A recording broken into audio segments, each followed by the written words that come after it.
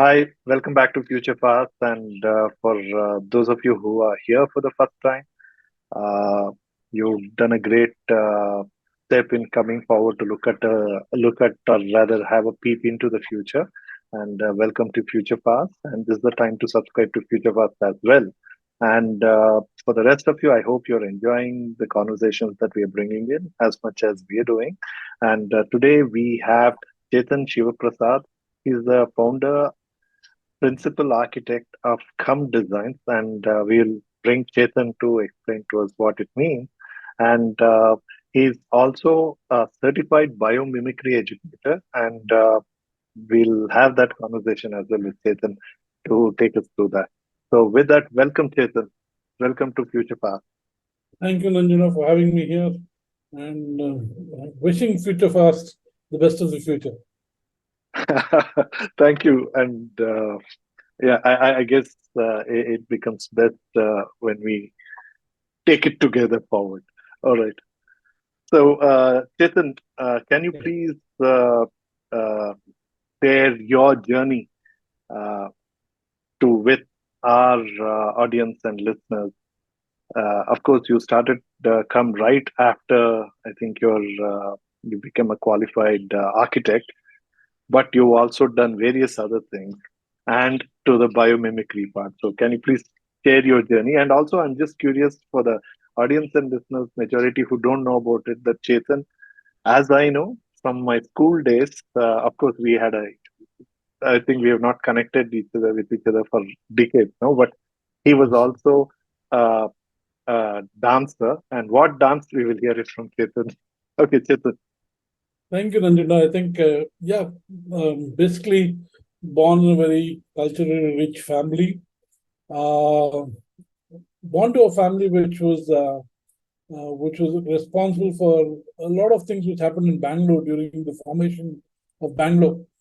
My great grandfather was the chairman of Bank of Mysore and was also involved in developing Bangalore, especially southern Bangalore, quite a bit as a banker and being quite close to the princess of Mysore. And that's one way we were always involved with the arts because the Mysore kingdom was involved with culture. And my mother was a musician. I was trained to be a dancer, a dance form called Ekshagana. It's a very folk art of South Karnataka, and I had the pleasure of performing for almost close to around 15 years during my young days, where you had this huge headgear put on and you perform for almost overnight performances. Sometimes it starts at around 10:30 in the night and goes on till around 5:30 in the mornings.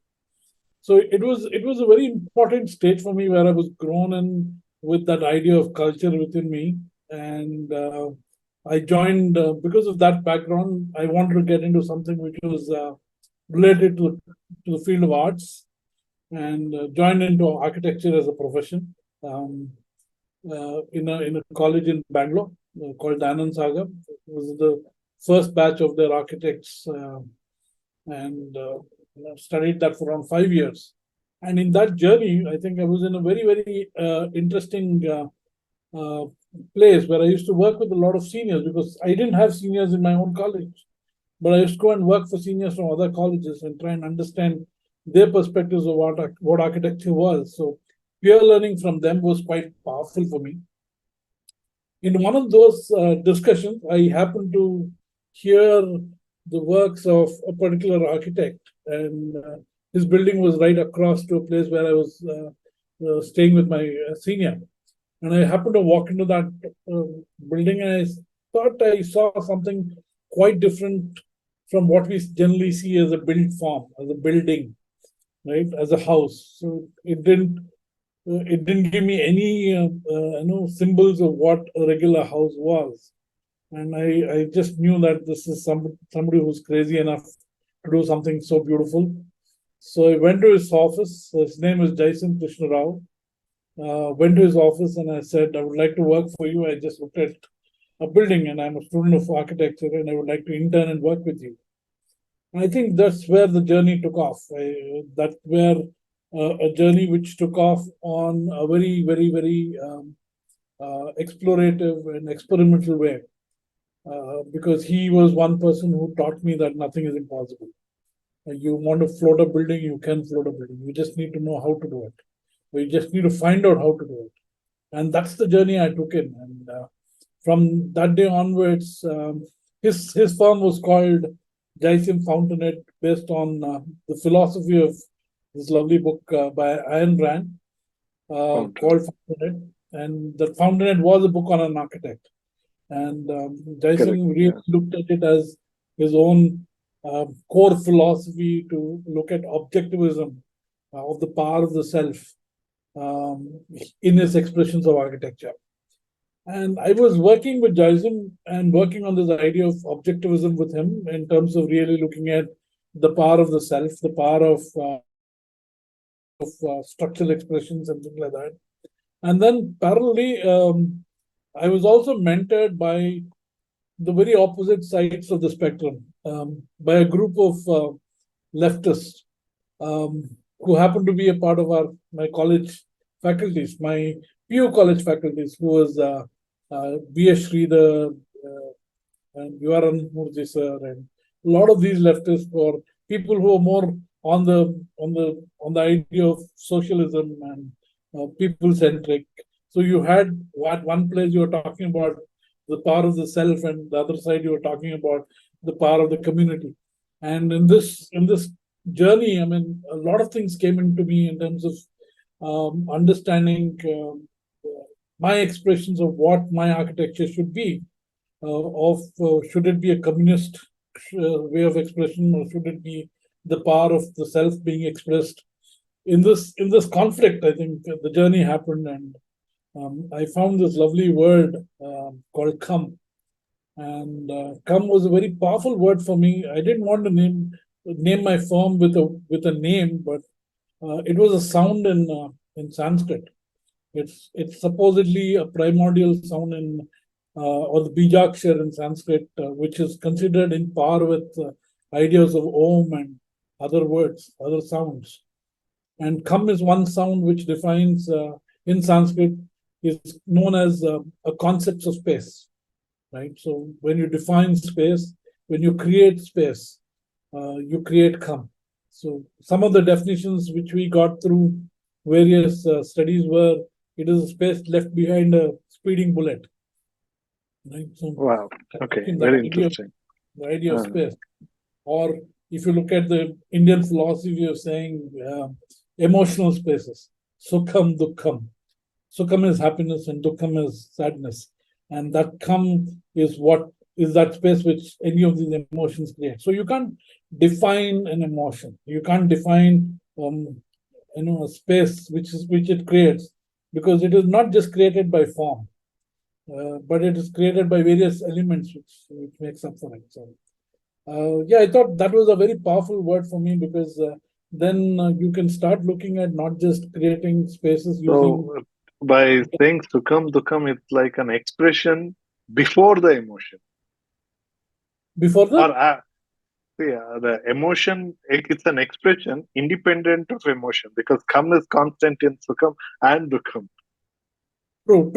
Very true. But it's this idea of space it creates. Right.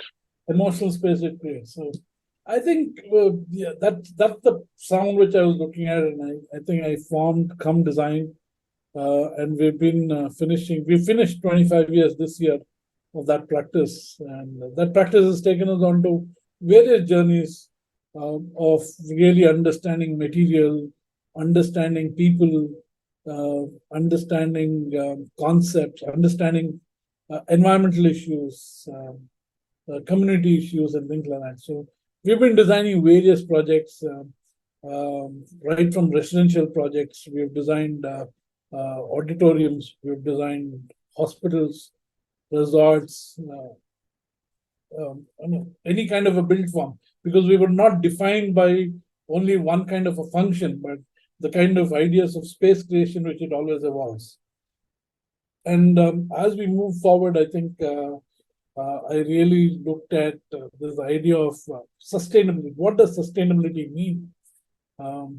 We've been talking about climate change. We've been talking about a lot of those things, and we are now seeing some of the impacts of sustainability. And so we went into that realm of what is sustainable. The moment Well, I do, I before you jump into it, because I guess I may further uh, drive that conversation somewhere else. So before we do that, uh, so you just talked about Jaisim. I think he's one of the biggest names in the architecture space, at least in India, uh, and uh, and also the fountainhead, the connotation right, to it, and right. so appropriately, in fact, you tend to find this. See, there are two kinds of people who have this God phenomena, so to speak, right? One are the surgeons, Mhm. right, and uh, and the other is your the architect. So how do you associate with that, and how do you break out of it? And uh, I think there were books, or at least I've read articles about this. I think he was near to that. Mhm. So how do you associate with that term God phenomena? Yeah, personally, I don't think so. But I would rather say, because yeah, I mean, I can't compare architecture and surgeons together. I mean, it's Surgeons, very unlikely that entirely two different I things, but understand, but association is more. what I'm trying to see here is, as an architect, you come in. I mean, a building is one of somebody's dream, which is one of their main goals in their life. If you're looking at a residential project for for a middle class human being, it's a dream idea. Their goal of life, right? That they want to build a house. Now, how do you push that dream from a state of what they know to a state of unknown and ecstasy? Is where an architect can start playing, right? So can you push that idea of, okay, I need this, these are my requirements, but can I push that to through the play of light? Can I push that through the play of structural expression? Can I push that through the play of materials? Can I push that through symbolisms which they are associated with their lives back into an architectural expression which is way ahead of what they visualized as their dream? And in that process, you're really pushing a dream to a state of ecstasy, right? And that's where I would say, is it possible for us to term architecture another realm other than the regular professions? Pushing this dream idea to a level of ecstasy. So is that the thing where you actually are making or realizing somebody's dream into reality, and is that what gets this God syndrome to some people? That I make it happen. Yeah, that's what I'm saying. Manju. It's not just about bringing to life somebody's dream. It's to escalate that dream to another level. Yeah. So yeah, it's beyond. So It's is that beyond. what makes it makes some or many? Or did you have that kind of a syndrome at some point in Yes, time? definitely, because say for example, we've been experimental with a lot of materials, because I personally feel that we don't we're stuck with a set of materials to play around with, but the material palette is quite large. That's where my next journey is, but I will talk about it a little later. But the material palette of whatever is known can be pushed to another level, right? Say, for example, we were working on a particular type of brick, and we questioned the use of brick because that brick was used only for building walls. So we pushed and saw how that brick can also become a foundation, how that brick can also become a door, a flooring, a roof, a wall, a window, everything. So can you push that? When you push that material to be what it is intended to be, to something else, you have that sense of ecstasy within yourself that, yeah, I've been able to make that express a very inanimate object to express in a different way, right? I remember in one of our discussions with one of my mentors, Kannade brothers, we just asked him. He was showing a slide for us, and we just asked him, why is this brick turned this way? There's no reason for that brick to be turned that way. And I love the answer, and I think that's one of the journeys we have taken is the brick wanted it to be placed that way. Right? So how do you personalize an inanimate object and push that object to become something else? Give So identity. how do you find your ground if you keep going into that zone? Okay, I would rather say, why would I want to find my ground? I would want to find my sky. Okay, all right. Uh, well, we had a very interesting guest, Dr. Ravi, and in fact, those of you who have missed it, I urge you to look up his conversation. So he's a surgeon, and and my conversations with him has been hugely spiritually activating or sensitizing. So he's one of those who's actually he frequently questions that. So that God syndrome. So he obviously he's gone past that in that sense, if you can say, because he's very spiritually evolved conversations and highly enriching conversations. So and he does talk about it, and he also pointed me to a few more conversations. So I think that is another thing which is very frequently discussed even among the surgeon community. So, and one thing what I found is that very frequently also most of them talk about it that no, I'm driven by. But whereas your response I really liked it. You said, why should I find my ground? I'd rather find path. Hi. So, how is that perceived among your community? Architects, I meant. Yeah, I think the journey right now has been. I mean, architects has always been an ego-driven industry. It's an artist's expression, right? An architect dwells on that idea of being an artist for a long time in the process of building anything, and that idea of of ecstasy which you find when you see an idea which you've seeded in your mind onto a built project, onto something which is physical, onto something which you can touch, um, gives this godly feel to one, right? Because it's non-existent; it's there in your mind. It's there in your mind, but you're able to visualize the uh, play of geometry. You're able to visualize the play of space. But for me, I mean, I leave a lot to what the site has to offer for me. So very frankly, I I I create my buildings mostly are a canvas. They're never an end piece of art. They're always a canvas, and we allow light to play around. Um, because when light starts playing around, when natural light starts playing around, it moves throughout the day, the moonlight moves throughout the night. So the space becomes ethereal in a lot of sense. Right? It becomes something which is not stagnant, but it can start playing different roles. And I think that's what I love in the kind of architecture we play around with, is to allow light, because that's the thing which is a variable, the natural light which is a variable. Otherwise, everything else is quite rigid. You have a wall, you have you have stone, you have structure, everything, but light is the variable which starts playing around. That's one thing. And the second beautiful thing which happens is the users, because not every user comes with the same mindset to look at the space. So that's another variable which starts playing around. So is it possible for us to get this expression of wow?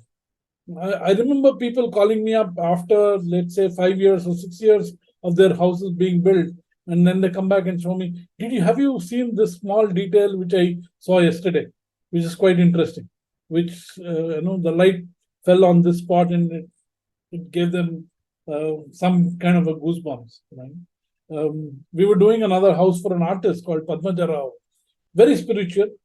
So we had given some kind of a mangrove tile roof over the puja and some glass tiles on there. But she really felt very spiritual because during the puja of her Gro Pravesham, the light started falling on the places where she was doing a puja. So it's moved throughout the day. It was not intentional. It was absolutely not intentional. It Oh, so okay. happened. It so All right. happened, and that's the kind of happiness they come out with. And Yeah, that's the extension you always work towards. Right. Yeah, since you brought it up, and I was just curious, a whole lot of this temple architecture, right, where uh, the sunlight enters depending on the season, right? So, Right. see, it is not practical or possible that they built it over the multiple seasons just to get that right. So there must have been some record of sorts, right, to say that, okay, at this time, this is where it comes. So, and possibly it's lost. But today's times, it's much easy to keep those kind of records because you just at a click of buttons, we will get what angle the sunlight in which region and for the last 6 years, everything. But do you use those kind of things in the point at the time of making those designs? Plan from a you kept saying that the flow of light and moonlight and all. Do you actually? I mean, do architects use that? Is there a software that you guys use that kind of a Yeah, thing? there are many softwares which can map the fall of light throughout. Okay. You can map that whole thing. A lot of softwares are available where you can map them. I think like Jan to December in a particular Yes, region or a location. yes. You can. In fact, for a common friend of ours, Dr. Raghavendra, your classmate, Right.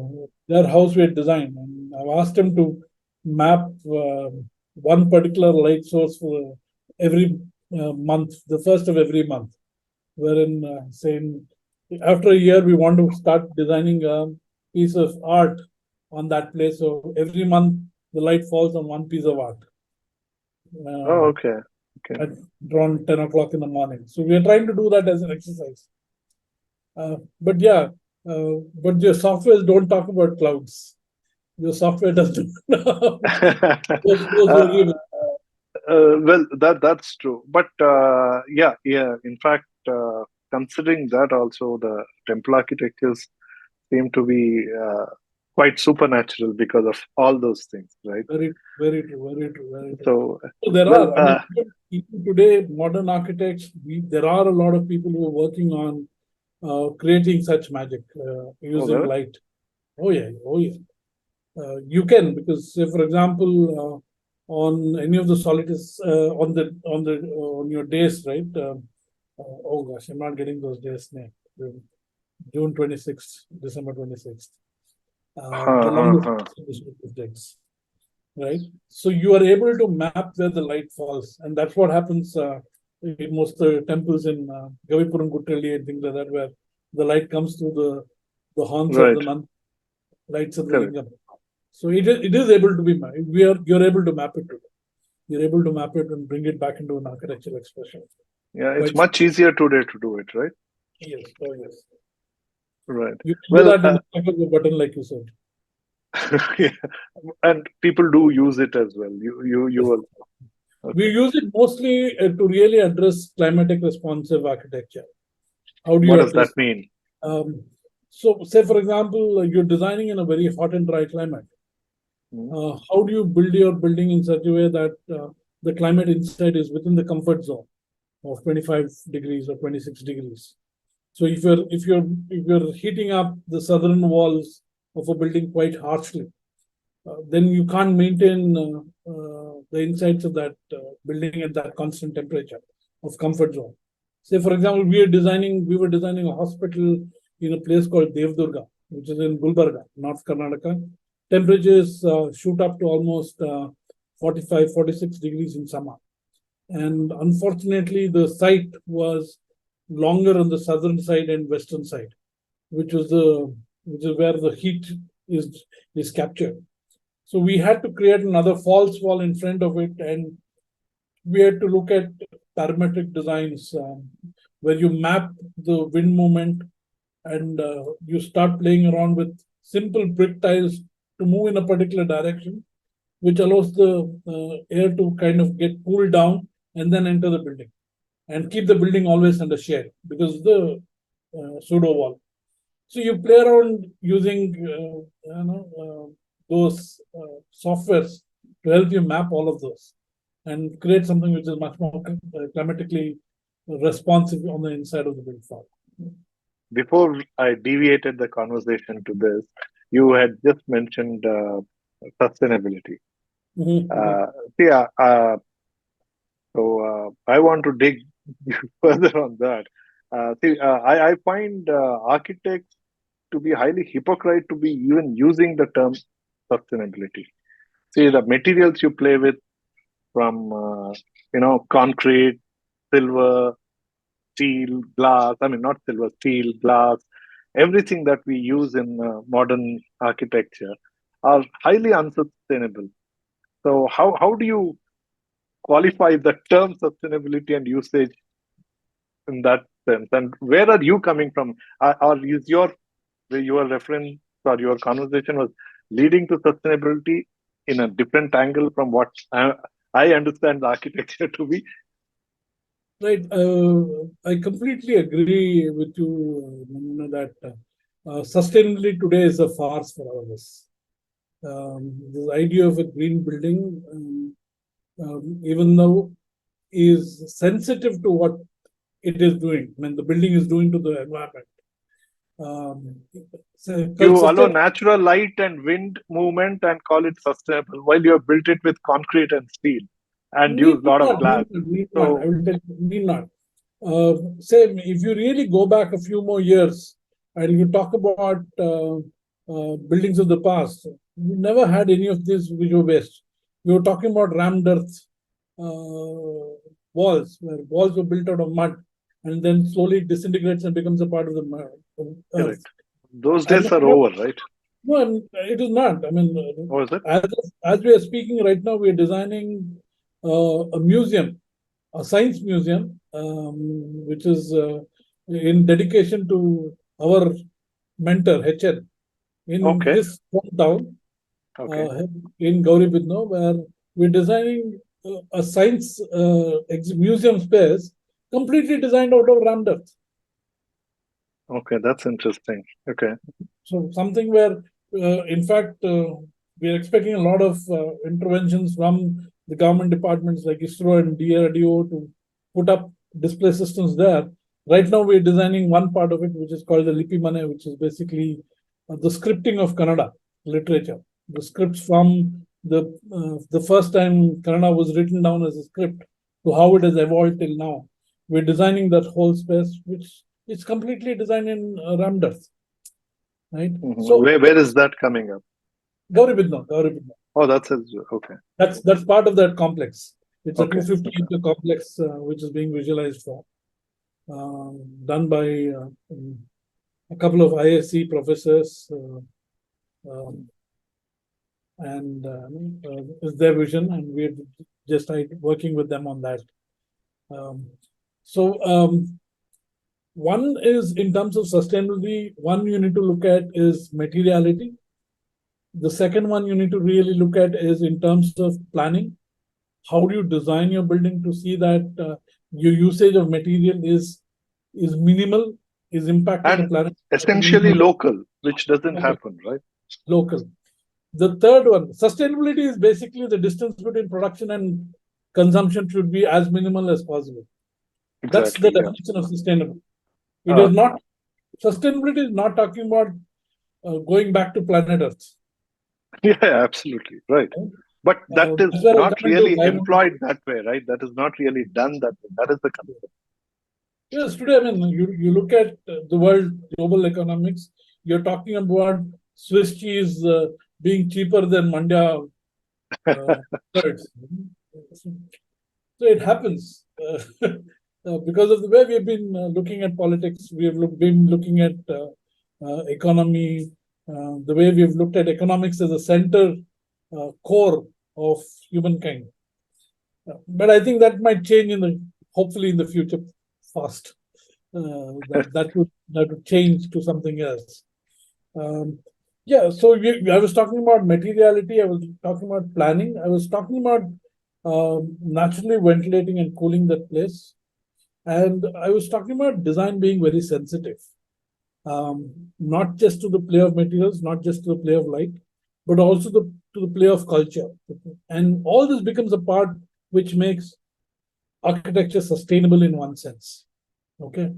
But as we're moving forward, because the kind of waste we've been generating, especially from the construction industry, and since we don't have a cyclical process for looking at waste to be reused, we need to move beyond sustainability, and we should start working on this idea of regenerative design. And I think regenerative thought processes are happening in literally all fields today.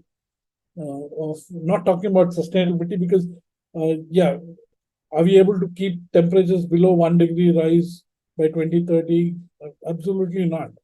So is it possible for us to shift direction from saying, can I be a sustainable country to be a regenerative country? Can I start looking at how a space which I'm designing can help make the surroundings much better, right? Chetan, I just want to stop you and step back a bit.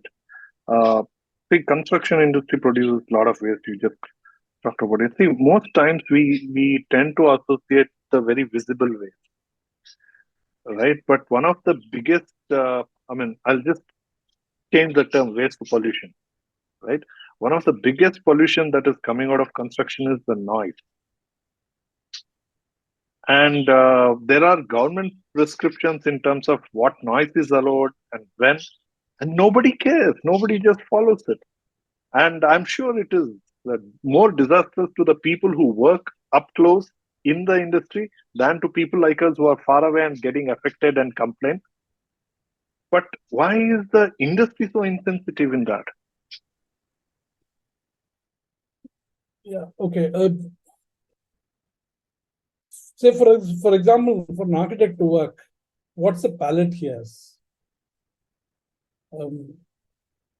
The available palette for me right now, let's say, is concrete, is stone, brick. Those are the materials I work with, or welding, fabrication. So I think it's not just the architect's challenge to look at sustainability, but I think even material development should change. That's where I'm talking about regenerative design.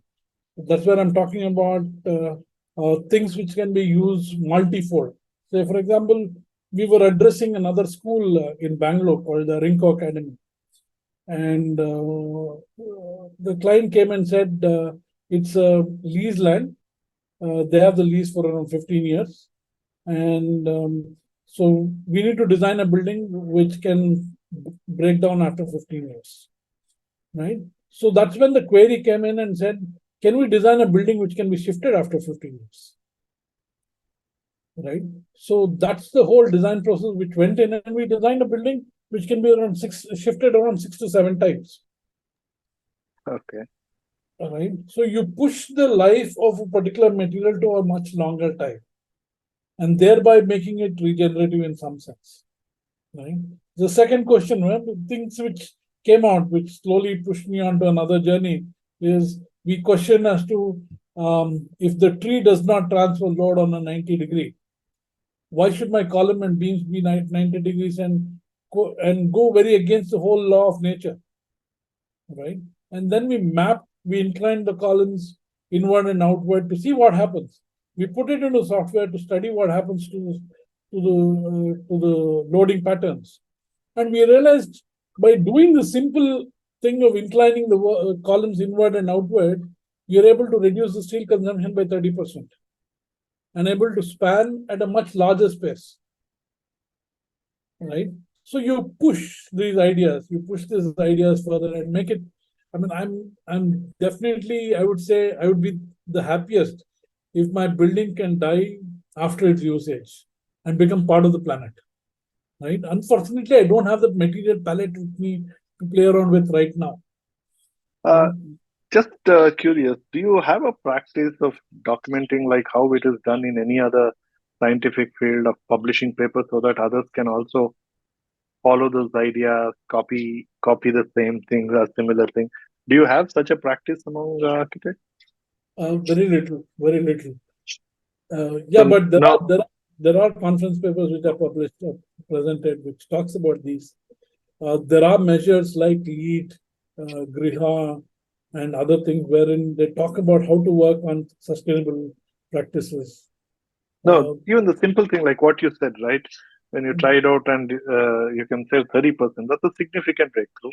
But uh, how does others get to know about it, that what you do, and how do you learn from others? Is there a way you do it? Is there a organized way you do it? Yeah, we try to share it in podcasts like Future Fast. but No, but I think, other Mandir, I think the whole idea is it possible for us to shift our thinking process? I mean, it is not about, I might have done a much better way of reducing steel consumption by almost 70% if I had looked at another material. You look at the tension in a spider's web, that's almost 7 times more tension than a steel rod of the same size can take. Now, is it possible for me to build a material palette using spider's web? And I would reduce my steel consumption by 80 or 90%. Right? So I don't have that material palette to work with. Right. So I guess you're navigating the conversation towards biomimicry. so so so do you want to give a quick introduction to biomimicry as a concept for the uninitiated, so that we further dig on that? Great. Biomimicry was actually a term which was coined by a lady called Jane Beers, and it was a very interesting idea that she said that as human beings, let me look at timelines, right? As human beings, we have a recorded history of cognitive human beings for around 20,000 years, or might be a little more than 20,000 years. I'm not penning down to a number there. But if you look at dinosaurs, they've been on the planet for almost 250 million years. If you look at planet Earth as an evolution species, as a planet which has been evolving from a ball of fire to where we are today, it's almost 3.8 billion years of evolution, right? So to put it down, if I put the whole evolution of planet Earth onto a 12-hour clock, human beings came in around 3 seconds ago. Right? So for the last 11 hours, 59 minutes, 57 seconds, human beings didn't even have anything on this planet. We would not even exist, species on this planet. So we are only a blip in evolution of planet. So if you're saying, let's save planet Earth, I'm sorry, it's not about that. I think it's need to save ourselves as a species. Planet might become a plastic later. I know where you found your ground. Yeah, please continue. Yeah. But what happens is, because of this, the mind pushes yourself to fly higher. So but I think that, biomimicry got you to the ground. Yeah, very true, very true, very true. So then you look at organisms, because you know that nature has evolved, has tried to find answers to a lot of challenges we are facing today. Say, for example, we are facing challenges of politics. We are facing challenges of sustainability. We are facing challenges of consumption of material, and we've been one of the creative lots as a species. We've been creating new things for our usage. Say, for example, the glasses I use or the computers we are and using, everything is a product which we have taken out from the planet Earth and repurposed it for our usage. We've taken out gold, we've taken out silver, we've taken out fossil fuels, made plastic out of it, and did a lot of things. Now, is it possible for us to really understand, has nature already done this? Right? Say, for example, I'm just looking at it in terms of a building, right? We've created paints which are loaded with lead. Has nature got color which is much more powerful than what we have? You look at the peacock, you look at the peacock's neck. The moment it turns, the color changes. Can we have buildings which can become colorful like that? Now, all you need to do is go down and find out how does the peacock do it, and replicate that whole process into an architectural expression, into a material palette. Right? Same thing, like I was talking to you about the load bearing of a tree. It never transfers load on a 90 degree. But I think we are one of the most stupid organisms to really put plumbing lines on a 90 degree. Right? Good, Which good. goes against the whole philosophy of laws of nature. But I think what it does is it helps us to really look at processes. It looks at strategies in nature. It helps us look at materiality in nature and see how we can build a much more regenerative world in the future, and not just another sustainable world for ourselves. Sustainability comes in when we use the word sustainability for us, whereas regenerative comes when you start looking at the world at large. Yeah, Right? I'm just curious. Do you also use concepts of life cycle analysis in your processes, in your choice of materials? We need to. At some levels, we are sensitive to what we use.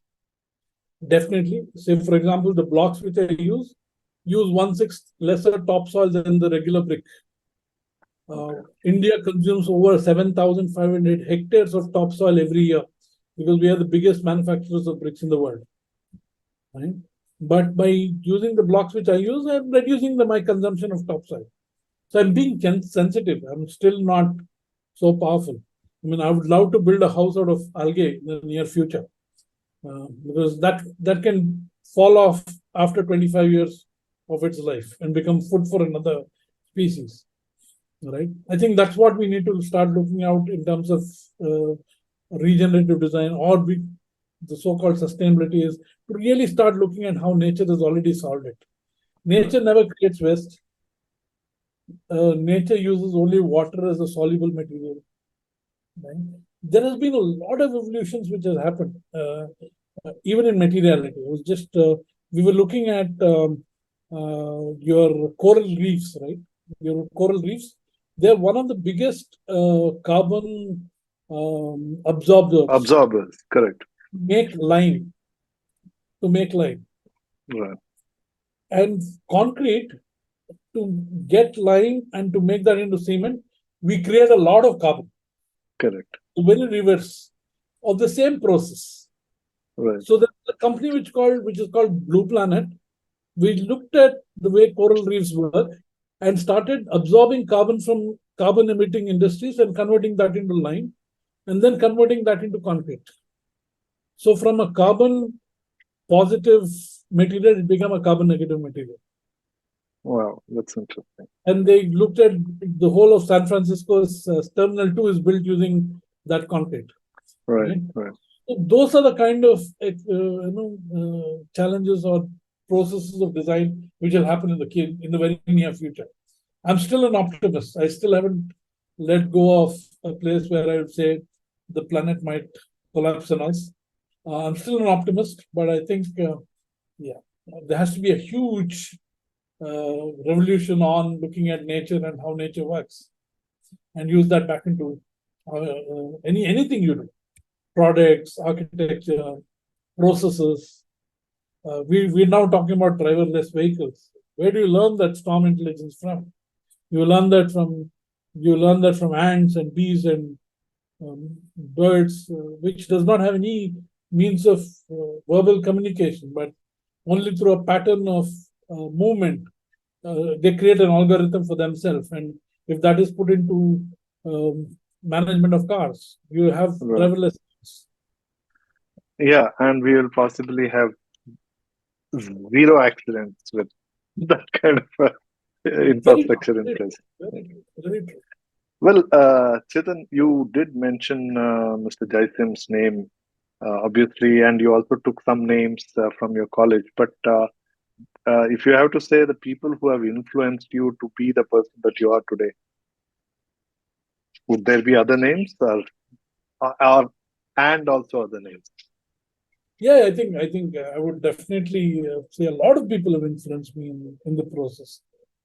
Many a time it was my clients who took me onto a journey which was at a much different level. When you're working on their project, their thought process defined the way you looked at your expressions. So they've been influencing me quite strongly. I think people who today, a lot of youngsters. I mean, I work a lot with youngsters in my office. Our average office age is around 26. The only person who keeps aging is me. Otherwise, the average people is around 25, 26 years old, Right. and they bring in so much of knowledge, so much of new ways of looking at life, and amazing inspirations. But yeah, otherwise, people from the past, architects like another architect, Eladio Dieste, or Anthony Gaudi. They're people, or Ferry Otto. They are people who really make me think in a different way by looking at their works or reading about their works. So I think they've all been great influences for me. Wonderful. Are there books, documentaries, videos, movies that, or even podcasts that you follow? Do you want to share or recommend some for our audience and listeners? There's nothing rigid in terms of things which I follow, but I always see that is there a line of thought for me to work on in that particular time, right? Say, for example, if I'm getting involved in the works of Ferry Otto, I just definitely browse. But one thing I keep looking at is today knowledge uh, is not too critical. I might be going very, I might be making a very damaging statement today, but I don't think knowledge is very critical today, like the past, because because you have everything on your fingertips. If I want to know about some statistics of knowledge is from the past, right? So if I need to know about some statistics, all I need to do is, hey Google or hey Siri or something, and it birds out my answer. Oh, well, that's essentially data, right? That's information. But So what you that's do with knowledge. that, That's knowledge. What is okay, very critical for us is skill, okay, right? So how do I use that data? Like you rightly said, how do I use that data into a skill which is yours, correct. right? Is what makes it The- very, very interesting. right. All of us have bricks to work with. All of us have. Why do we express brick in a particular way, whereas another architect expresses brick in another way? Right? So it's very important. It's very interesting. There's no one way of answering a single question with skill. With knowledge, you have an answer. With skill, you don't have an answer. You Yeah, have multiple answers. yeah, true. So, what do you recommend then? I don't know about. I mean, I always say the three levels at which you can get your knowledge. One is from people you interact with, people you interact with in your daily life. Please find out what they can add value to you, what skills you can pull out from them. Right. The second one is, of course, your resources which is available on the net, YouTube, podcast, websites, uh, multitude of them. I don't pen down a few of them, but I just explore a lot of them. The third one is definitely through experiences, through your own experiences, right? So how do you learn from your own experience and take that experience a step ahead? That actually grounds and defines my philosophy of life, is to know my own boundaries and then consciously step out. Because the moment I know my own boundaries, I know that I can put one step out and create something else, something else which is not in my vocabulary, and that makes creativity much more interesting.